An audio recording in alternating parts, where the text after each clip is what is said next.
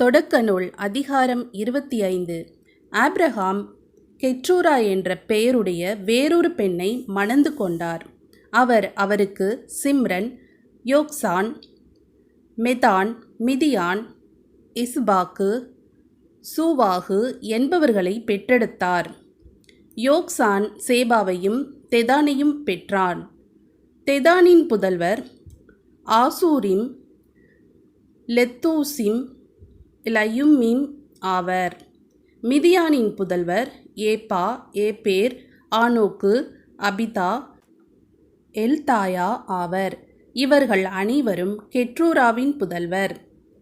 Abraham தன் மகன் ஈசாக்கிற்கு தமக்குரிய செல்வங்கள் அனைத்தையும் கொடுத்தார்.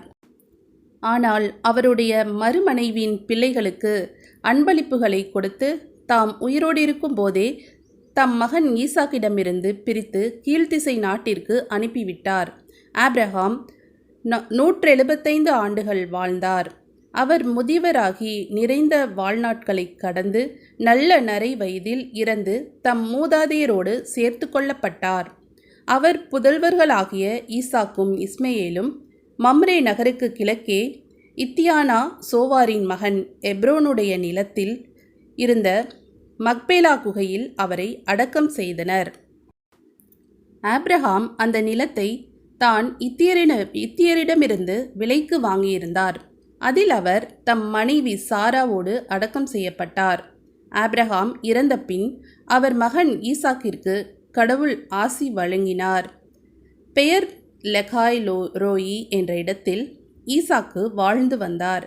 சாராவின் பணிப்பெண்ணும் எகிப்தியலுமான ஆகார் ஆபிரகாமுக்கு பெற்ற மகனான இஸ்மயேலின் வழிமரபினர் பின்வருபவர் ஆவர்.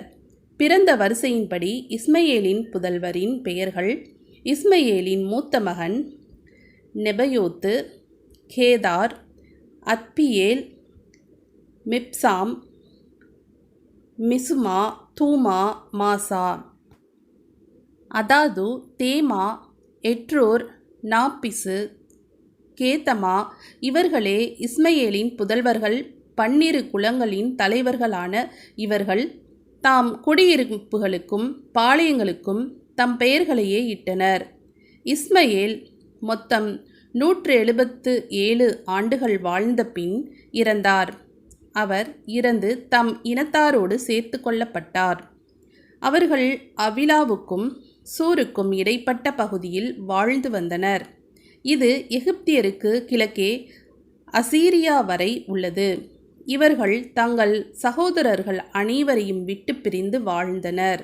ஆபிரகாமின் மகன் ஈசாக்கின் வழிமரபினர் பின்வருபவர் ஆவர். ஆபிரகாம் ஈசாக்கை பெற்றார். ஈசாக்கிற்கு 40 வயதான போது பதான் அராமை சார்ந்த அரமேயன் பெத்துவேலின் மகளும் அரமேயன் லபானின் சகோதரியுமான ரெபேக்காவை மணந்து கொண்டார். ஈசாக்கு மலடியாயிருந்த தன் மனைவிக்காக ஆண்டவரிடம் மன்றாடினார். ஆண்டவரும் அவர் மன்றாட்டை கேட்டருளினார்.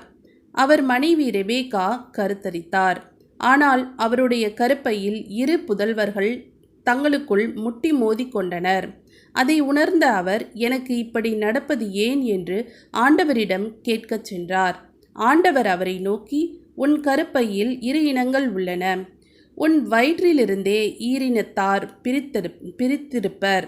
ஓர் இனம் மற்றதை விட வலிமை மிக்கதாய் இருக்கும். மூத்தவன் இளையவனுக்கு பணிந்திருப்பான். அவருக்கு பேறுகாலம் நிறைவுற்ற போது 2 பிள்ளைகள் கருப்பையில் இருந்தன. முதலாவது வெளிவந்த பிள்ளை செந்நிறமாகவும் அவன் உடல் முழுவதும் முடியாகவும் இருந்தது. எனவே அவனுக்கு ஏசா என்று பெயரிட்டனர்.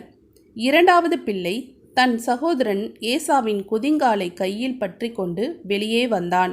எனவே அவனுக்கு யாக்கோபு என்று பெயரிட்டது. அவர்கள் பிறந்தபோது ஈசாக்கிற்கு வயது 60. இருவரும் வளர்ந்து இளைஞரான போது அவர்களுள் ஏசா வேட்டையில் வல்லவனாய் திறந்தவெளி மனிதனாய் வாழ்ந்து வந்தான். ஆனால் யாக்கோபு பண்புடையவனாய் கூடாரத்தில் உறைபவனாய் வாழ்ந்து வந்தான். ஏசா வேட்டையாடி தந்த உணவின் பொருட்டு ஈசாக்கு அவன் மேல் அன்பு கொண்டிருந்தார். ரெபேக்காவோ யாக்கோபின் மீது அன்பு கொண்டிருந்தார். ஒரு நாள் யாக்கோபு சுவையான கூழ் சமைத்து கொண்டிருந்த பொழுது ஏசா களைத்து போய் திறந்த வெளியிலிருந்து வந்தான். அவன் யாக்கோபிடமிருந்து, நான் களைப்பாய் இருக்கிறேன், இந்த செந்நிற சுவையான கூழில் எனக்கு கொஞ்சம் கொடு என்றான். அவனுக்கு ஏதோம் என்னும் பெயர் வழங்கியதற்கு இதுவே காரணம். யாக்கோபு அவனை நோக்கி, உனது தலைமகனுக்குரிமையை இப்போதே எனக்கு விற்றுவிடு என்றான். அவன், நானோ சாகப் போகிறேன், தலைமகனுக்குரிமையால் எனக்கு என்ன பயன் என்றான். யாக்கோபு, இப்போதே எனக்கு ஆணையிட்டு கொடு என்றான். எனவே ஏசா ஆணையிட்டு தலைமகனுக்குரிமையை யாக்கோபுக்கு விற்றுவிட்டான். யாக்கோபு ஏசாவுக்கு கொஞ்சம் அப்பமும் சுவையான பயிற்றங்கூழும் கொடுக்க அவனும் தன் வழியில் சென்றான்.